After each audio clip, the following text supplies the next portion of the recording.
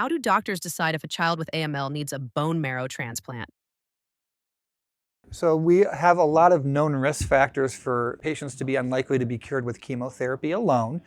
and those really help us guide which patients get referred on for a bone marrow transplant. The first is if they have very high-risk features at their diagnosis as part of their leukemia, whether it's this leukemia arose after treatment for another cancer as a consequence from chemotherapy, if this is a leukemia that arose from a broken bone marrow with something called myelodysplastic syndrome,